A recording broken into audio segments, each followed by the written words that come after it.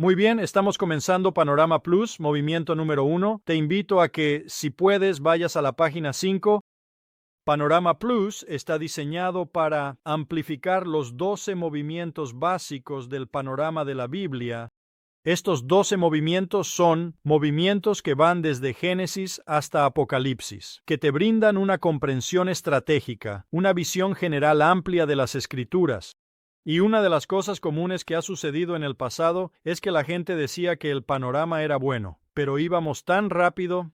Y así, lo que vamos a hacer ahora es detenernos en el movimiento 1. Vamos a profundizar durante 6 sesiones y mirar un poco más de la complejidad del pasaje, abrirnos a algunas de las enseñanzas más profundas del pasaje, mientras expandimos nuestra capacidad de panorama. Así que notarás que en la página 5 tenemos los 12 movimientos listados con los libros bíblicos asociados a cada movimiento.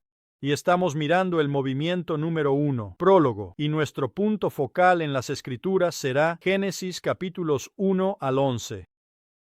En la víspera de Navidad de 1968, desde el Apolo 8 orbitando la Luna, el astronauta Frank Borman leyó un mensaje navideño para toda la Tierra. Algunos de nosotros somos lo suficientemente mayores para recordar eso, y este fue su mensaje, o al menos así comenzó su mensaje.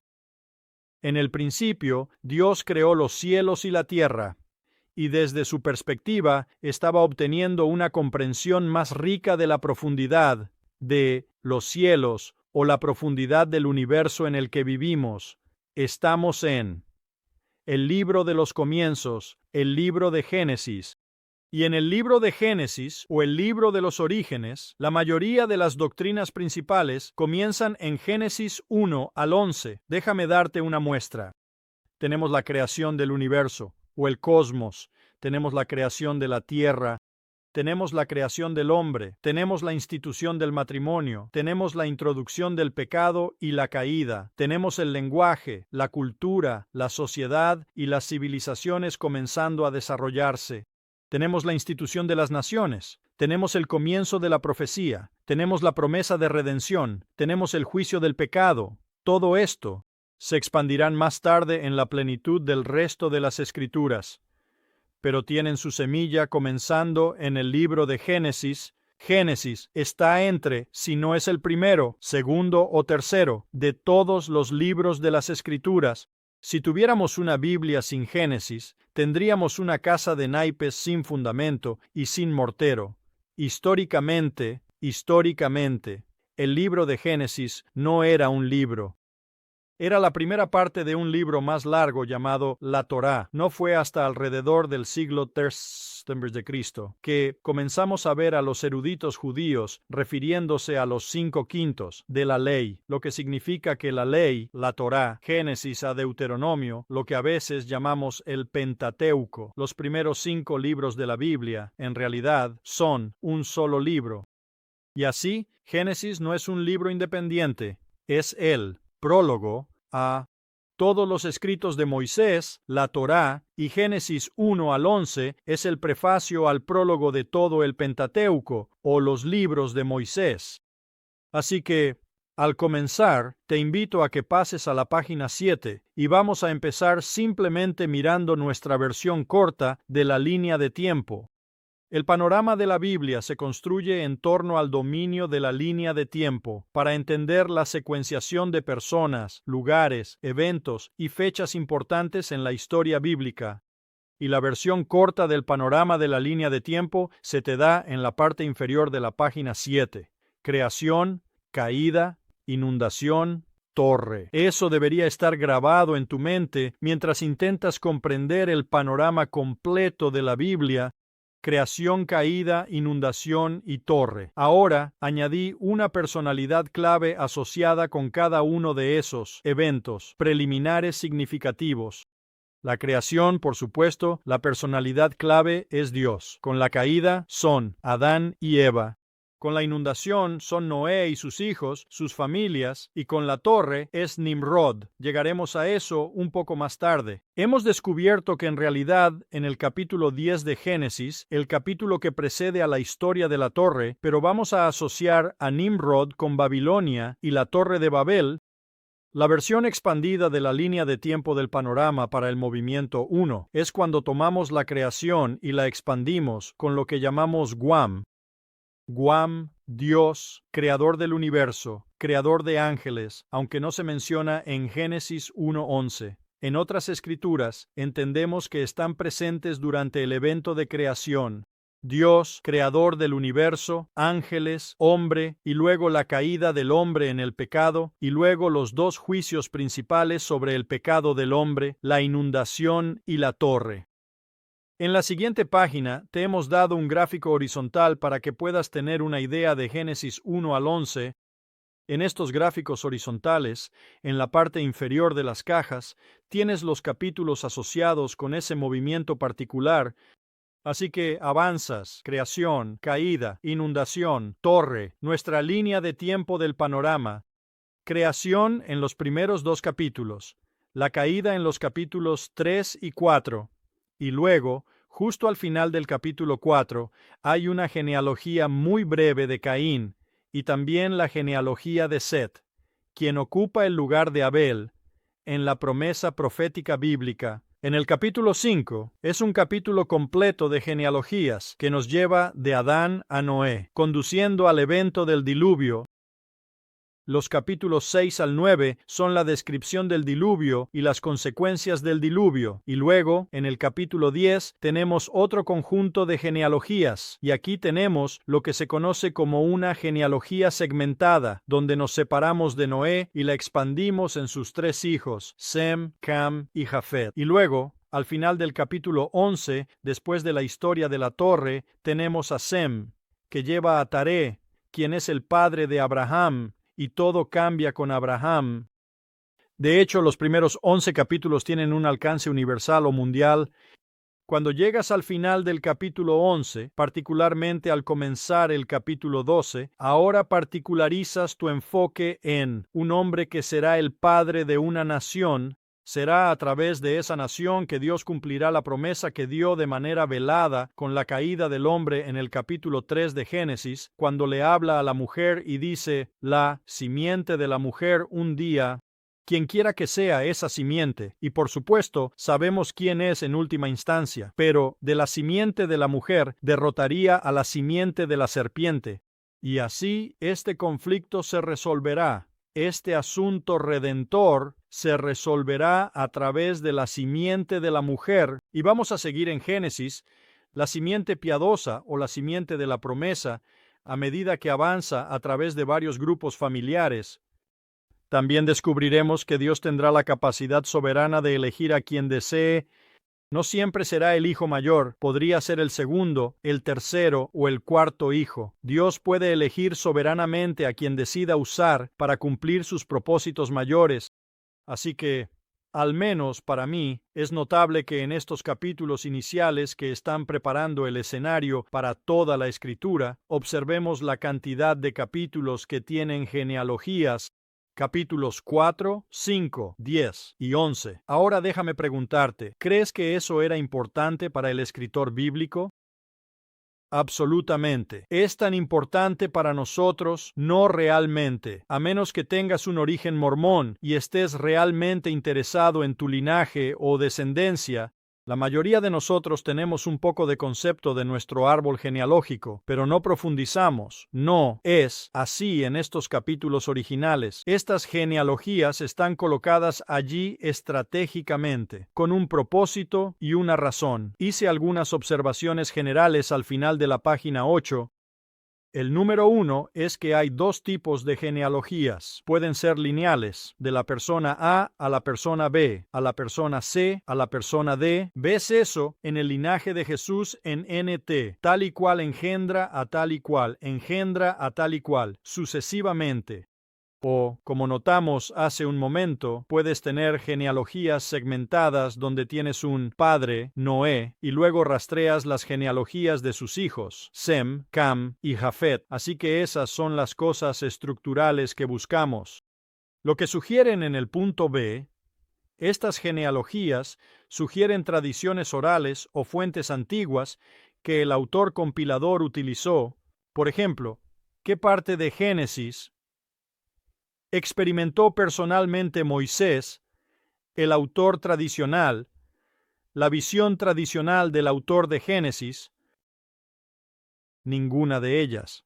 Así que incluso Moisés, como el autor de los primeros 5 libros de la Biblia, cuando se trata de Génesis, es un autor compilador, a menos que tu visión de la inspiración sea que Dios dictó Génesis, lo cual no abrazamos en nuestra tradición evangélica. Creemos que el Espíritu Santo inspiró a hombres santos para registrar a partir del fruto de su propia capacidad, su propia cultura, su propio idioma, sus propias experiencias, para registrar las Escrituras y darnos exactamente lo que Dios quería que tuviéramos. Así que en el caso de Moisés, es probable que Moisés esté tomando varias tradiciones orales y cualquier fuente escrita que pudiera tener en tabletas de arcilla o lo que sea, y está reuniendo todo esto para al lugar al que el Espíritu Santo lo guía y lo mueve a registrar exactamente lo que tenemos y lo que las genealogías van a hacer.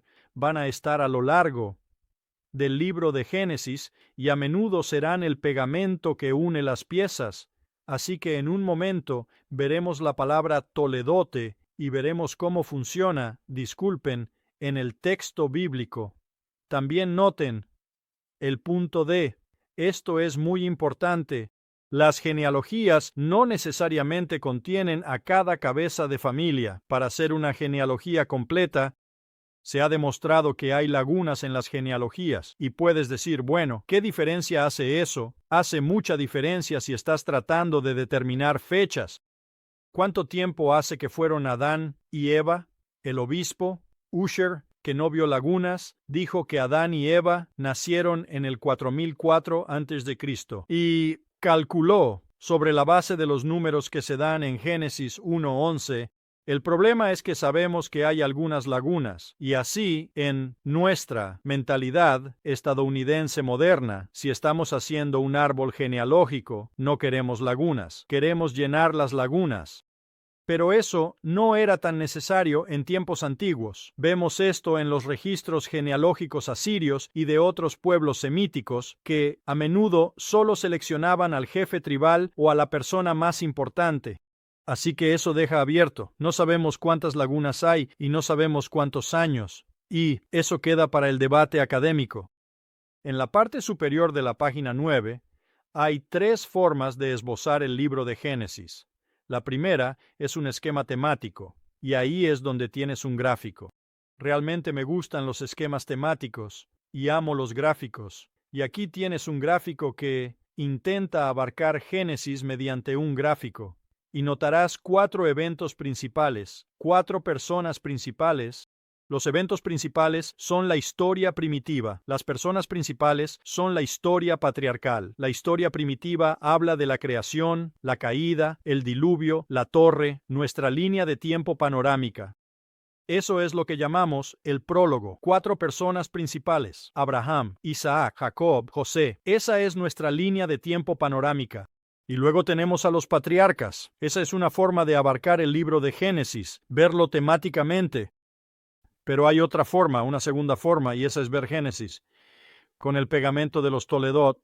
Esa es la palabra hebrea que se encuentra al menos 11 veces. Hay 10 ocurrencias, porque en el número 10 la tenemos ocurriendo 2 veces para Edom, pero hay al menos 10, si lo prefieres, 11 ocurrencias de Toledot.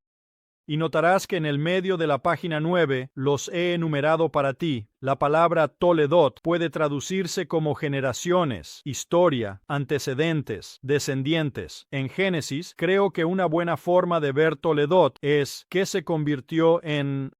Así que si estuviéramos mirando el número 2, el Toledot de los cielos y la tierra, ¿qué se convirtió en los cielos y la tierra?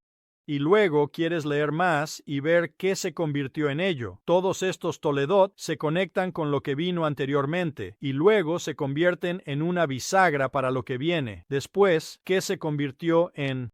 Así que, punto número 1. Tenemos el relato de la creación en Génesis capítulo 1 hasta el capítulo 2, versículo 3. Y luego tenemos nuestro primer Toledot. Estas son las generaciones de este es el relato de o esto es lo que sucedió con los cielos y la tierra. Y luego lees más información. Llegas al siguiente Toledot. Esto es lo que sucedió con Adán y su linaje y descendientes. Así que lo que descubres es que estos Toledot actúan como una bisagra, están conectados a lo que vino antes de ellos, pero su principal función es contarte lo que sucedió con el siguiente grupo de personas. Algunos creen que estos Toledot eran segmentos independientes que Moisés de alguna manera reunió y como autor compilador, editó, por así decirlo, y compiló todos ellos, y al ser movido por el Espíritu Santo, nos dio el Génesis que tenemos, y vemos las costuras en estos Toledot. Así que Toledot es una forma de ver un esquema de Génesis. Hay una tercera forma, y tienes que volver a la página 6, y esa es la geográfica. Y en la parte superior de la página 6 notarás que hay 3 ubicaciones principales dadas con pasajes bíblicos que trabajan con esas ubicaciones. Comienzas a la derecha, allí donde ves los ríos Éufrates y Tigris, en Babilonia. Incluso hay una sugerencia de que el Edén podría haber estado en el lado este del Tigris. De hecho, algunos han sugerido que estaba en el lado este del Éufrates, que es el río a la izquierda que corre hacia Harán, pero no obstante, los primeros 11 capítulos parecen estar ubicados geográficamente en esta área. Luego los capítulos 12 a 36 el mapa dice Palestina, o Palestina. Preferiría la tierra de Canaán. Esa palabra llegó en la historia romana posterior y se adjuntó a la tierra de Israel. Y aún no es Israel. No tenemos un Israel todavía. Lo llamo la tierra de Canaán. Allí Dios le dijo a Abraham que fuera, deja a tu familia y ve a la tierra de Canaán. Así que podrías cambiar eso en el mapa. Haré eso la próxima vez. Tierra de Canaán, capítulos 12 a 36. Y luego terminamos la historia de Génesis donde en Egipto estamos en esclavitud. Eventualmente nos encontraremos en esclavitud ante los egipcios. Y el capítulo 1 de Éxodo comenzará con la historia de la esclavitud y Moisés. Y así, en consecuencia, comenzando con Éxodo, Moisés tiene testimonio ocular, o de cerca, sobre los eventos que ocurrieron. Cualquier cosa antes de Éxodo, él está recopilando, guiado por el Espíritu, está reuniendo sus materiales y los está cortando y pegando. No sé cómo hacías trabajos. Tuve que hacer tantos trabajos en la universidad, el seminario, particularmente en mi escuela de posgrado y trabajo doctoral, que fotocopiaba una cita, luego la recortaba y la pegaba en mi trabajo, cuando se lo daba a la mecanógrafa que escribía para mí. Quiero decir, era un quilt de retazos. Y así es como hice todos mis trabajos importantes. Todos estaban pegados y así sucesivamente. Bueno, eso es algo de lo que Moisés está haciendo. La única diferencia es que Moisés fue guiado por el Espíritu Santo. Estuve trabajando como freelance un poco, pero de todos modos, así es como se hacía. Y esa es una forma de ver cómo se reunió Génesis. Tradiciones orales, fuentes escritas, un hombre inspirado por el Espíritu Santo, Moisés, reuniéndolo todo, por lo cual Dios nos da precisamente lo que Él quiere que tengamos. Ahora, si notas en la página 10, estamos tomando ese gráfico horizontal, hemos sombreado la creación, y solo vamos a hacer algunas observaciones sobre la creación. Primero que nada, veamos el capítulo 1 de Génesis, versículo 1. No estoy seguro de qué versión de la Biblia estás usando, pero te he dado 3, o al menos 3, formas diferentes de ver Génesis 1:1. La ESV lo dice de esta manera. En el principio, Dios creó los cielos y la tierra. Ahora, por favor, entiende que cielos y tierra es lo que se conoce como un merismo. Se escribe MERISM. Es una figura retórica donde de un extremo a otro extremo e incluye todo lo que hay en medio. Así que cuando ves un merismo, por ejemplo, en el Salmo 1, y en su ley medita de día y de noche, de un extremo día a otro extremo noche, y todo lo que hay en medio, Así que este merismo habla de totalidad. Otra forma de traducir Génesis 1:1, que sería apropiada a la luz de esa figura retórica, sería: en el principio, Dios creó el principio hasta el final, y todo lo que hay en medio, o, para usar una palabra, en el principio, Dios creó todo. Cualquier cosa que es creada, Dios lo hizo. Esta visión de Génesis 1:1 te lleva inmediatamente a la creación ex nihilo, de la nada. En otras palabras, Dios no miró alrededor, donde quiera que estuviera, ya que existe antes de y siempre ha existido, pero existe antes de la creación. Él no miró alrededor y vio qué había en la estantería o en el armario, y luego de esas cosas creó el universo. No lo trajo a la existencia. Eso es lo que significa ex nihilo. Él lo trajo de la nada que crea. Y así, en el principio, Dios creó los cielos y la tierra. Él creó todo. Míralo desde un punto de vista fenomenológico. Digamos que Moisés está de pie en el desierto donde probablemente comenzó a escribir el Pentateuco, y él está de pie allí en el desierto, y hasta donde puede ver delante de él, detrás de él, al oeste, al este, desde su punto de vista hasta donde puede ver, ve tierra. Cuando mira hacia el cielo, tal vez las estrellas están comenzando a aparecer, y hasta donde puede ver, hay todas estas estrellas, y aunque puede que no sepa qué son bolas gaseosas de energía. Lo que él sabe es que esos son los cielos, y en su entendimiento hay un primer, un segundo, un tercer cielo, siendo el tercer cielo la morada de Dios, y todo está ahí afuera. Hay una inmensidad en los cielos. Así que desde la tierra en la que está de pie hasta donde su ojo puede ver en los cielos y todo lo que hay entre medio, Dios creó eso. Y luego, en ese momento, casi quieres presionar el botón de pausa y decir: ¿significa eso que Dios tiene control soberano de cada cosa en existencia? Sí. ¿Significa eso que Dios debería tener control de esa criatura llamada Robert? Sí. Nosotros somos criaturas. Él solo es el creador. Somos barro. Él solo es el alfarero, y la Biblia comienza haciendo una gran declaración, no un argumento, sino una gran declaración, de que cualquier cosa que exista, Dios la hizo.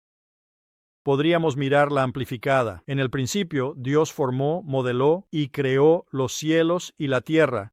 O el Dr. Seilhammer, en su libro, sugiere la traducción: en el principio, Dios creó, en lugar de cielos, el cielo, desde el punto de vista de Moisés, lo que él podía ver, el cielo, y creó la tierra en la que estaba de pie. Moisés no está pensando en un globo. Moisés está pensando en dónde vive, lo que ve, lo que experimenta, y Dios lo ha hecho todo. El Espíritu Santo se mueve detrás para asegurar la verdad. Ahora hay 3 puntos de vista básicos sobre Génesis 1:1. Solo los miraré rápidamente porque no vamos a debatirlos, pero podemos discutirlos en una sesión de preguntas y respuestas. Más tarde, el número 1 es que Génesis 1:1 describe una creación original del universo y que Dios trae a la existencia todo lo que existe. Y luego es como materia prima. Luego comienza a formar y dar forma con cada día sucesivo. Lo que tenemos al final del capítulo 1 de Génesis es una creación completa. Es como el Génesis 1:1 en la versión ampliada. Al principio, Dios trae todo a la existencia y luego comienza a preparar, formar, dar forma y moldear. Día 1, día 2, día 3, hasta el día 6. Toma esa materia prima y crea en ese sentido. Esa sería una visión. Aquí hay una segunda visión que describe la actividad de lo que Dios hizo en el primer día, que el versículo 1 es una declaración general, y luego lo que sigue son los días sucesivos de actividad creativa. Y luego, la última es que Génesis 1:1 es más como una frase temática al principio de un capítulo que estás leyendo en un libro. ¿Cuál es el título de tu capítulo? Mi capítulo se titula: En el principio, Dios creó los cielos y la tierra. ¿Qué sucede en él? Bueno, el versículo 2 hasta el capítulo 2. Versículo 3 es lo que sucede en ese capítulo. Así que algunas personas lo ven. En el principio, Dios creó los cielos y la tierra como un título de capítulo, por así decirlo, o una declaración temática para el resto del capítulo. Ahora, sea cual sea la visión correcta, y hay debate entre los académicos hasta el día de hoy, un debate muy agudo y a veces amargo. Pero para aplicar todo este concepto de creación, apliquémoslo a algunas de las principales visiones filosóficas en el mundo actual. La página 11 toma la falsa visión llamada ateísmo, que se describe como una visión que dice que no hay Dios. Ateísmo, no, Dios. Bueno, la creación, el relato que tenemos, Génesis 1:1, afirma la existencia de Dios. En el principio, Dios es una declaración afirmativa, no es un argumento, simplemente así es. El panteísmo, que significa que todo es Dios. Dios está en los árboles, en las rocas, Él está en ti, Él está en mí, Él está en todo. Pero en el relato de la creación, Dios crea y es distinto de su creación. Así que Dios crea árboles, pero Dios no está en el árbol, su Dios no es el árbol. Y así nos distinguiríamos del panteísmo, politeísmo, hay muchos dioses. Génesis 1:1 dice, en el principio, el majestuoso y poderoso Dios crea. Llegaremos a la palabra Elohim, porque es plural en hebreo, lo abordaremos un poco más tarde. Pero lo que descubriremos es que puede ser plural en construcción, pero toma un verbo singular. No toma un verbo plural con él. Y entonces te preguntas, ¿por qué es eso? Porque es un plural de majestad y finitud, o también insinúa la acción de la Trinidad. Y, en la creación, el materialismo dice que la materia es eterna, siempre ha existido. Esto es lo que Carl Sagan habría dicho, que el cosmos, la materia siempre ha existido. Pero el relato de la creación dice que no, la materia fue creada por Dios, siempre ha existido. Así que tu fe está en la materia inanimada que siempre ha existido, o tu fe está en Dios que trajo la materia a la existencia. Ese es un movimiento mucho más fácil para mí que creer que algo ha existido para siempre. ¿Cómo vino a existir? No hay explicación. Simplemente siempre ha estado. Y eso es lo que Carl Sagan habría dicho. Sabes, siempre ha estado ahí, siempre ha sido. La evolución atea dice que la materia eterna cambió significativamente a lo largo del tiempo. El relato de la creación dice que Dios creó todo, incluidos todos los procesos. Si ha habido microevolución, Dios ha gobernado ese proceso. El fatalismo dice que tenemos una creación impersonal y mecanicista. No hay elecciones libres.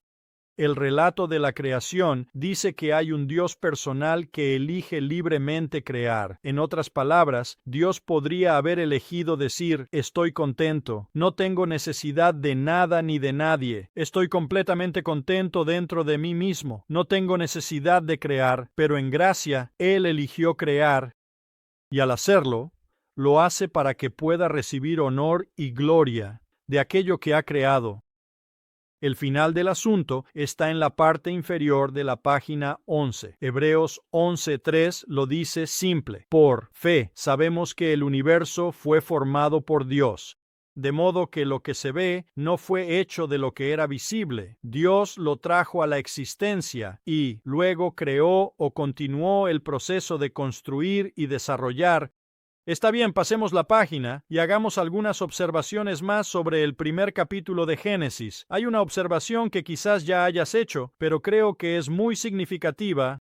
Una observación que tengo es, mira cuántas veces tienes a Dios, más un verbo.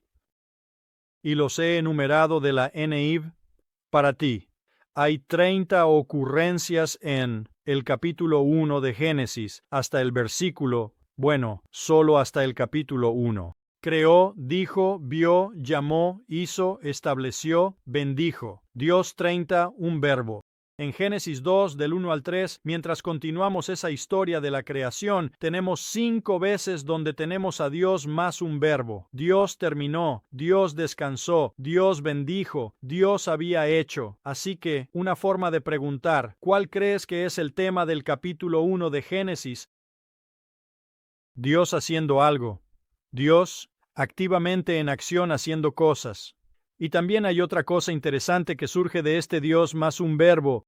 Mira el número 7 en Génesis 1, Dios bendijo, 2 ocurrencias. Y luego mira el número 3 en Génesis 2, del 1 al 3, Dios bendijo, una ocurrencia. Hay 3 bendiciones en el primer capítulo y un poco del capítulo 2. Vemos a Dios bendiciendo la vida animal a medida que la trae a la existencia. Lo vemos bendiciendo la vida humana. Todo esto está en el capítulo 1. Vida animal, capítulo 1, versículo 22. Vida humana, capítulo 1, versículos 27 y 28. Bendecir el séptimo día, capítulo 2, versículo 3. Así que ten eso en mente. 3 cosas que Dios bendijo dentro de la creación. Bendijo la vida y bendijo un día de reflexión. Ahora, para el judío, será un día de descanso obligatorio. Se convertirá en parte de la legislación mosaica. Ahora se está previsualizando por Moisés, el autor compilador, pero se volverá mucho más intenso en el capítulo 20 de Éxodo, cuando vayamos al monte Sinaí y nos constituyamos como nación y recibamos nuestra regla y ética de vida llamada la ley mosaica. Y en la ley mosaica, uno de los 10 mandamientos es respetar o santificar en tu vida o consagrar el séptimo día, que hay algo especial al respecto, y se convierte en parte de la vida judía. El principio del sábado vive incluso hoy en día. El hombre debe tener reflexión. Ya sea que estemos citando el Salmo 46:10, estad quietos, cesad de luchar, en hebreo, estad quietos y conoced que yo soy Dios. Lo vemos en los retiros de Jesús después de la presión de los milagros, la presión de las enseñanzas, la presión de la gente tratando de llegar a Él, que en ocasiones se levantaba muy temprano en la mañana antes del amanecer y salía a un lugar tranquilo, un lugar de soledad donde podía orar y comunicarse con Dios. Nunca fuimos creados para maximizar el ritmo que vemos en el siglo XXI. No sé cómo salir de la cinta de correr excepto seguir el camino de Jesús, y ese es el retiro. Debes alejarte para la sanidad espiritual, emocional y probablemente incluso física. Deben existir estos retiros. Y lo vemos incluso en la creación, insinuando lo que se convertirá en una ley para el pueblo judío, lo que se convierte para nosotros en un principio vivo que necesitamos un tiempo de meditación colectiva, reflexiva y en oración. Y ya sea que uses el Shabbat, sábado, o que uses el domingo, o que de vez en cuando simplemente te alejes de alguna manera, te alejas y comunicas y tienes un tiempo con Dios para recargar las baterías de las que ni siquiera eres consciente que tienes. Y entonces vemos un pequeño pensamiento allí. También, debajo del gráfico, observen que cada uno de los días, los 6 días, no el séptimo, pero conducen a los 6 días, siguen un patrón estructural común. Primero tienes la iniciación, dijo Dios. Luego tienes un decreto, que haya, y luego el cumplimiento, y hubo lo que él decretó, y luego la evaluación fue bueno. Y luego la conclusión, tarde y mañana, día, completa el espacio en blanco. Y ese patrón sigue para todos menos el séptimo día. Y así hice el día, uno por ti, día, uno. Y Dios dijo, decreto, que haya luz. Cumplimiento. Y hubo luz. Evaluación. Dios vio que la luz era buena. Conclusión. Tarde y mañana, día, 1. Y así, si alguna vez vuelves y estudias eso, verás ese patrón estructural para los 6 días. Ahora, presiona el botón de pausa nuevamente y reflexiona. Decimos que el autor compilador de Génesis 1 al 11 fue Moisés. Educado en Egipto, familiarizado con la literatura y la civilización, los avances de esa época desde probablemente el centro de la cultura y el centro de la civilización del siglo XV a.C. Moisés tenía la formación educativa y cultural para poder extraer datos y materiales que pudieron haber sido transmitidos por su pueblo, por los ancianos de los israelitas y todo eso, que pudieron haber sido tabletas o tradición oral, y podían recitar con perfecta claridad todos sus antecedentes históricos y genealógicos y tradiciones, etc. Era una forma de arte en tiempos antiguos, antes de que tuviéramos la impresión generalizada y todo eso. Eran muy, muy buenos en eso. Y Moisés trae todo eso juntos. Y nuevamente el Espíritu Santo guiándolo con gran precisión y complejidad. Y realmente con arte, reúne las escrituras. Así que puede que te interese Génesis 1 porque tienes alguna teoría de la creación y te falta lo que Moisés estaba exponiendo. Casi poético, aunque no es poesía, pero es casi poético en su sensación y su estructura. Y si te conviertes en un estudiante de observar la estructura, entonces comienzas a sentir la artesanía del autor compilador. Y estoy cada vez más impresionado con Moisés, aunque vivió hace más de 3.500 años. De acuerdo, pasemos al siguiente día, las siguientes observaciones. Los 6 días de Génesis 1, simplemente reconozcamos. Algunas personas, aquí hay varias opiniones. Algunas personas creen que son 6 días literales, días de 24 horas. Yo diría que eso es, llamémoslo, creacionismo de la tierra joven, y esa es probablemente la opinión evangélica más prominente. Hay algunos como Ken Ham, y hemos tenido a Ken Ham aquí en Fellowship. Hay algunos como Ken Ham que son tan radicales al respecto que prácticamente cuestionan tu ortodoxia si no crees en 6 días de 24 horas. No puedo estar de acuerdo con él en ese punto. Lo respeto como un punto de vista, pero no creo que pierdas tu cristianismo si no crees en 6 días de 24 horas de creación, días sucesivos de creación, pero si lo haces. Aquí hay una manera interesante de ver la actividad correspondiente en esos días. Nota que, bajo la idea de sin forma y vacío, tohu wabohu está en hebreo. Tienes en la columna de la izquierda el ítem creado, en la columna de la derecha la simetría. Así que tenemos luz con oscuridad en el día 1, en el día 4 tenemos los luminares para el día y la noche. Tenemos el mar y el cielo en el día 2. Tenemos las criaturas para el agua y el aire en el día 5. Así que hay esta simetría que está entrelazada aquí, y esa simetría tiene casi una sensación poética, pero aún así, esto no es poesía. Esto sigue siendo, técnicamente, esto sigue siendo narrativa, aunque es increíblemente compleja. Punto 2. Personas creen que esos no son días de 24 horas. Creen que son largos periodos. Duración prolongada de tiempo, que ese es lenguaje poético. Tiene la sensación de lenguaje poético, aunque no es poesía. Tiene la sensación de lenguaje simbólico, de tal manera que el día 1 es una era que podría haber durado miles, cientos de miles, millones, tal vez miles de millones de años. Y el día 2 es una era geológica, y el día 3 es otra era geológica, o algo por el estilo. Es muy difícil encontrar alguna conformidad en cuanto a las eras. ¿Cuándo comienza una era? ¿Cuándo termina una era? Pero esa es una opinión que ha sido permitida o presentada por algunos académicos. Se llama creacionismo progresivo. La tercera opinión es que algunos creen que estos 6 días no son días de creación, como en la primera opinión, sino que son días de declaración y preparación.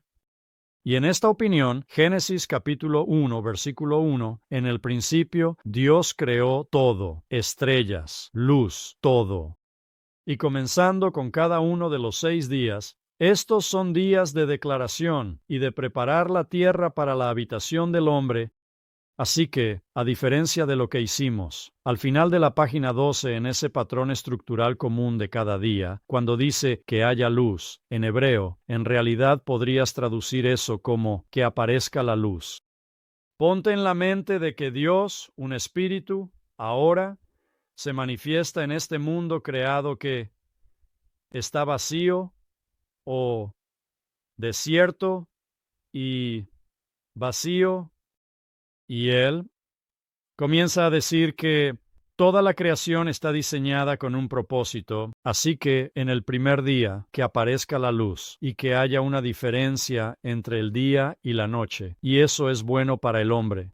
Y luego pasa al siguiente día y hace una declaración, si se quiere, y dice, esta es la razón por la que esto fue creado, para los calendarios, para las estaciones y para fines agrícolas, y eso es bueno para el hombre. Y luego pasas al siguiente día y así sucesivamente. Esta perspectiva particular es sostenida por el Dr. Selhammer. Hay un libro que ha escrito sobre Génesis. Si estás interesado, puedo enviarte información. Creo que tengo su libro listado. Voy a buscar rápidamente. No creo que lo tenga en tu bibliografía, pero él tiene un libro sobre los capítulos 1 y 2 de Génesis. Esta es también la perspectiva. Si estás familiarizado con John Piper o un tipo llamado Mark Driscoll, estos son chicos que han adoptado esta perspectiva particular también. No es que haga alguna diferencia, pero es la perspectiva que yo también abrazo. La tercera. Ahora tiene todo tipo de problemas. Lo que he descubierto es que perspectiva sobre cómo ocurrió la creación y cuándo ocurrió está libre de problemas. Todas tienen problemas. Decides con cuáles quieres vivir. Y así hay un poco de humildad al acercarse al texto bíblico. Lo que queremos afirmar firmemente es que Dios lo hizo. Lo que sea que exista, lo que sea que esté aquí, Dios lo hizo, de la manera que sea que haya ocurrido. ¿Está bien? Al final de la página 13, te he dado varias formas en que se usa la palabra hebrea yom. Traducimos yom como día, y puede usarse para un día de 24 horas. Puede usarse para una era o un tiempo, como el día del Señor. Puede usarse de varias maneras. Así que la palabra hebrea no nos da la respuesta final, porque esa palabra hebrea se usa de varias maneras diferentes. Está bien, pasemos la página porque ahora estamos llegando a la parte más crítica, y eso es lo que ocurrió en el día 6. Y ahora tenemos el Imago Dei, la creación del hombre a imagen de Dios. Notarás que tengo el texto bíblico para ti en la parte superior de la página 14 y comienza con Dios dijo, hagamos a la humanidad, y luego entre paréntesis puse la palabra como la preposición hebrea be. No be, sino be. La preposición hebrea se puede traducir comúnmente como en, pero también se puede traducir como así que Dios. Hagamos al hombre a nuestra imagen o como nuestra imagen. Y luego continúa diciendo en el versículo 27, así que Dios creó al hombre a su propia imagen. En el versículo 28 le dice qué hacer. Sean fructíferos y multiplíquense. Dominen la tierra como virreyes de mi actividad creativa. Y en la parte inferior de la página te he dado un gráfico teológico que resume 3 posiciones sobre la imagen de Dios. Una posición traduce esa preposición como en la imagen, y el significado es que Dios creó al hombre para ser como Él, o el hombre fue creado para ser como Dios de alguna manera. Por lo tanto, sea personalidad, inteligencia, sentimiento, voluntad, capacidad relacional, creatividad. Hay un montón de cosas, aptitud moral o habilidades, etcétera, que estamos creados para ser como Dios de alguna manera. No somos Dios, pero somos como Él. Hay un toque de Él en nosotros. Eso es ser, creados a su imagen, y probablemente es el que más conoces. Hay otra opinión que dice que no. Esa preposición probablemente debería traducirse mejor como fui creado a imagen de Dios. Y no solo eso, me dice en el versículo 28 que debemos ser fructíferos y multiplicarnos, llenar la tierra, y debemos someterla bajo la autoridad de Dios. Que debemos gobernar, que somos su imagen, y a donde quiera que vayamos, somos su autoridad. Somos su imagen al someter y gobernar sobre la tierra. Así que la imagen de Dios es más funcional en una tarea a realizar. Y por supuesto, siempre tiene que haber una tercera opinión, que dice que probablemente es un poco de ambos. Y eso puede ser la opinión del pollo, o también puede ser una opinión de convicción también, que somos como Dios en algunos aspectos, y también somos indudablemente el representante de Dios en el mundo. Y así, ahí tienes varias formas de verlo. Notarás en el lado derecho, Eugene Merrill señala que hay una estructura oculta dentro del pasaje de la imagen de Dios, que en la primera mitad del versículo 26 tenemos la descripción de Dios sobre la naturaleza del hombre. ¿Qué es? Es la imagen de Dios. En la segunda mitad del versículo 26 tenemos una descripción del propósito del hombre creado a imagen de Dios, y ese es gobernar y tener dominio. Eso se paralela con el versículo 27, la creación de Dios del hombre, a imagen, y luego la comisión de Dios al hombre es gobernar sobre la tierra y someterla, y así tienes este intercambio del punto A al punto B. Punto A primo similar al punto B primo similar. Y la idea es que ves dentro de la estructura que ser creado a imagen de Dios y lo que se supone que debes hacer como algo creado a imagen de Dios parecen estar vinculados.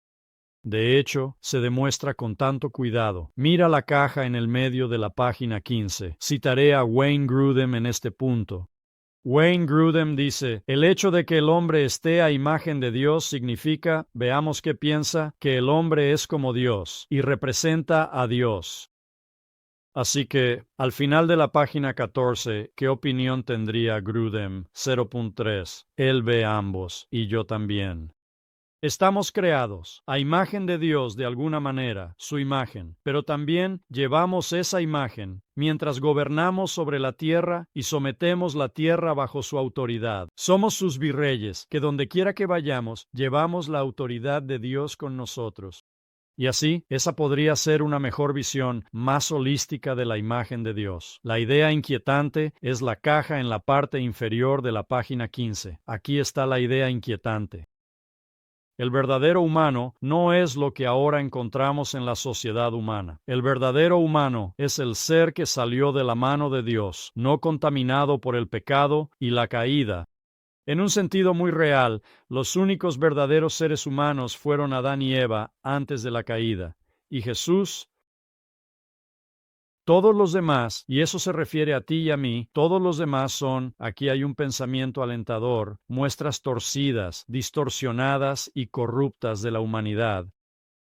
Así que la próxima vez que saludes a alguien y digas, hola, tú, muestra torcida, distorsionada y corrupta de la humanidad, será una palabra alentadora para ellos. Por lo tanto, es necesario mirar al hombre en su estado original.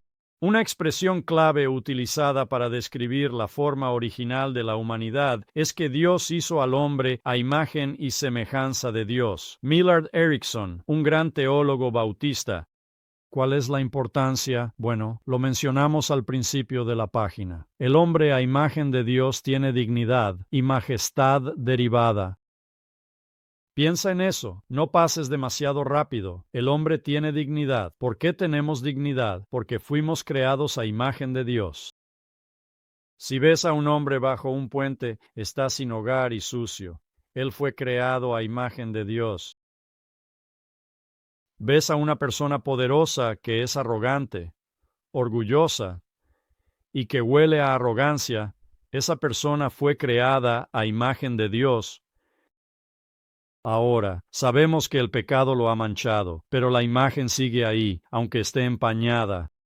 Y esa imagen está esperando, esa imagen empañada está esperando una experiencia de conversión que comenzaría un proceso de toda la vida para conformarse a la imagen de Cristo. Pero desestimar a alguien es desestimar la imagen de Dios. En ellos. Ahora, eso no significa que me guste lo que la gente hace. Eso no significa que no esté enojado por lo que algunas personas hacen. Pero no me da el derecho a pronunciar sobre ellos una falta de dignidad empañada, pero, aún así derivada de la majestad. El segundo punto que señalamos es que el hombre a imagen de Dios tiene responsabilidad. En este planeta, no tienes que ser un amante de los árboles para entender que tenemos la responsabilidad de ser buenos, administradores y cuidadores de nuestro planeta y hacerlo con Dios en mente. Siguiente página, Génesis capítulo 2. De repente, el lector reflexivo se da cuenta de que comenzamos la creación de nuevo. Y así, un erudito bíblico, Tom Constable, dice más o menos. Bueno, aquí está la manera en que puedes ver la diferencia entre Génesis 1 y 2. En Génesis 1 vemos la palabra Elohim, que significa fuerte o poderoso. El propósito nos da los hechos de la creación en general. Énfasis, el mundo en general o el universo. En Génesis 2:4 y siguientes se introduce Yahweh, el nombre del pacto de Dios. Vemos la relación de Dios con sus criaturas humanas. Hay una intimidad implícita necesaria, un deseo de intimidad, una cercanía entre el Creador y la criatura. Y no vemos el mundo en general, sino que ahora vemos a la humanidad específicamente. A medida que lo hacemos, volvamos a la página 17 y vemos la creación del hombre dada en los primeros, versículos 4 al 7. Y lo que descubrimos al leer eso cuidadosamente, esto es el Toledot. Esto es lo que sucedió con los cielos y la tierra. Y ahora tenemos otra historia de la creación, pero el énfasis está en el hombre, la creación del hombre y la creación de la mujer. Lo que descubrimos en ese relato inicial es que el hombre es material y el hombre es inmaterial. Él es material, fue creado del polvo de la tierra. Hay fisicalidad en nosotros, pero también somos más que fisicalidad.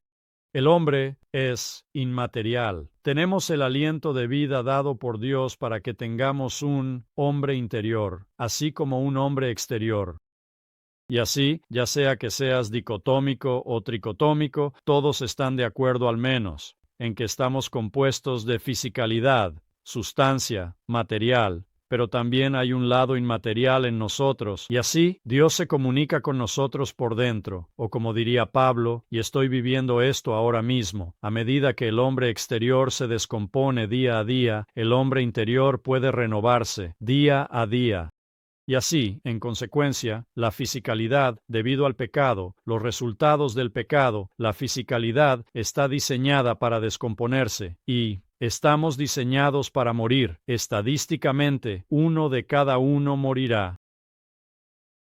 Pero no en lo inmaterial. El lado inmaterial del hombre vive más allá de lo físico. Y así, necesitamos tener en el hombre interior una relación correcta con Dios, y eso nos lleva a la teología del Nuevo Testamento de que el viejo hombre ha pasado, el nuevo hombre ha llegado, y ahora en nuestro hombre interior, en nuestro espíritu, tenemos la capacidad de comunicarnos con Dios. Así que todo eso se da en la creación del hombre. Ahora, en la creación de la mujer, en la página 18, Dios dice, el Señor Dios dijo, no es bueno. Ahora vimos en el capítulo 1 de Génesis un montón de cosas que eran buenas. En cada día de la creación algo es bueno, pero ahora el Señor Dios dice, no es bueno que el hombre esté, ¿qué? Solo. Y hay una gran percepción de que no fuimos diseñados para el aislamiento. Fuimos diseñados para la compañía o la comunidad. Así es como hemos sido diseñados. No es bueno que el hombre esté solo. Haré una ayuda adecuada para él. O podrías traducir eso como correspondiente a él. Me gusta cómo el mensaje lo muestra. Hizo dormir al hombre profundamente. Durmiendo, le quitó una costilla y la reemplazó con carne. Usó la costilla para hacer a la mujer y se la presentó. La respuesta del hombre en poesía es, esta es ahora, hueso de mis huesos, carne de mi carne. Ella será llamada mujer, porque fue tomada de él. Ella será llamada mujer, porque fue sacada de Ish. Ella será llamada mujer, uso femenino, porque fue tomada del hombre. El uso masculino de la palabra hombre. Y luego finalmente tenemos nuestra institución del matrimonio, solo. Dos breves comentarios editoriales que Moisés ha incluido, que después de la creación del hombre, reconoce que esta es ahora una institución creada por Dios. Y luego dice, esta es la razón por la que un hombre deja a su padre y madre, se une a su esposa y se convierten en una sola carne.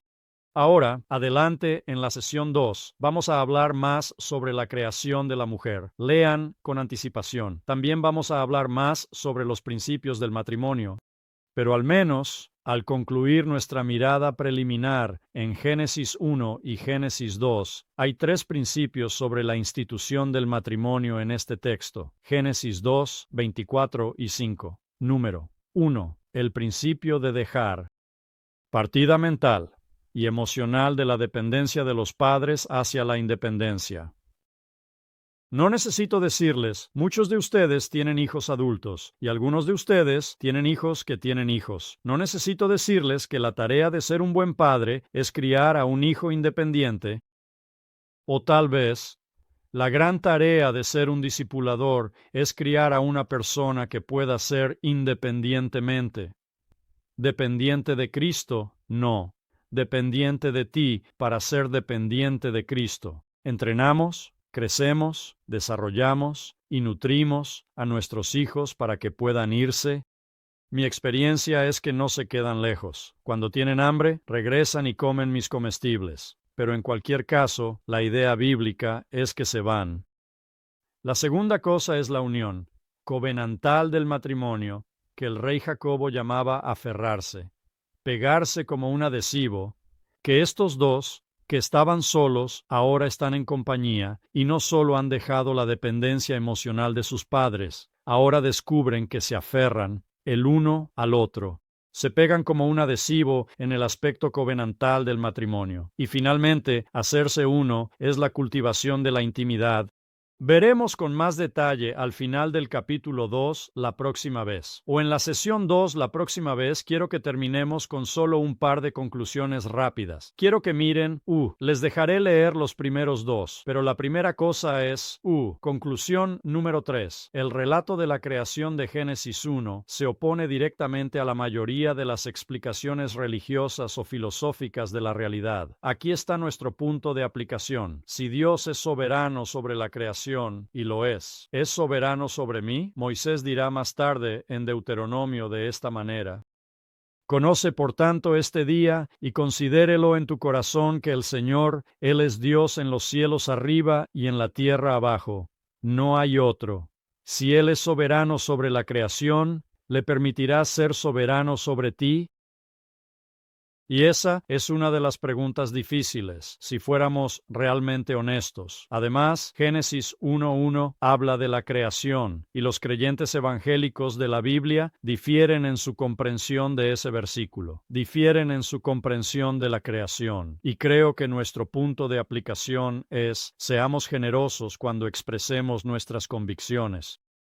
Si nos basamos en nuestra mejor comprensión de las Escrituras, podemos acordar discrepar hasta tener más claridad.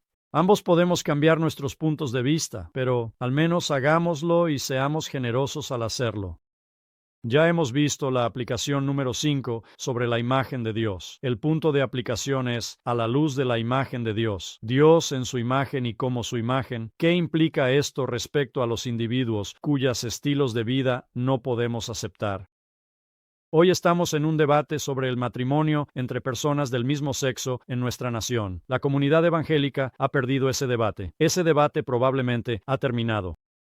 Pero aún plantea otras preguntas como ¿es una buena política pública? Y así sucesivamente. En este debate, a menudo es embarazoso ver a los creyentes de la Biblia que tienen tanto odio hacia las personas cuyos estilos de vida no están de acuerdo.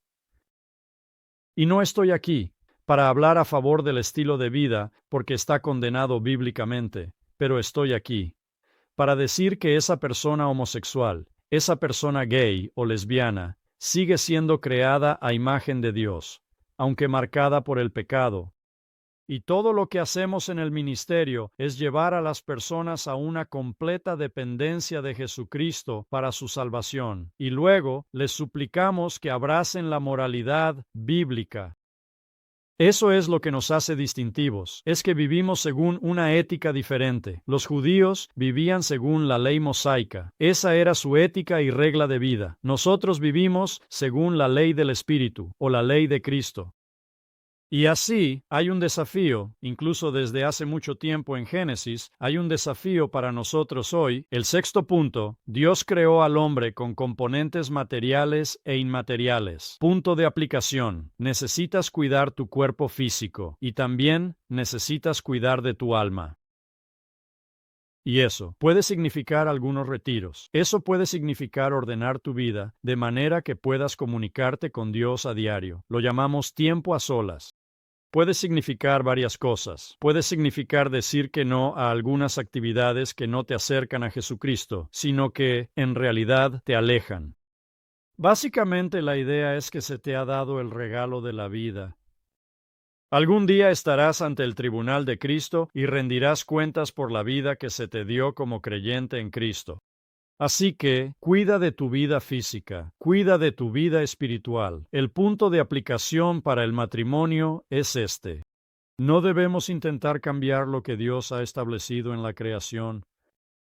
Y ese es nuestro punto de vista informado bíblicamente. No intentamos cambiar lo que Dios ha instituido. La próxima semana continuamos en el capítulo 2, con más énfasis en la creación de la mujer, más énfasis en el matrimonio.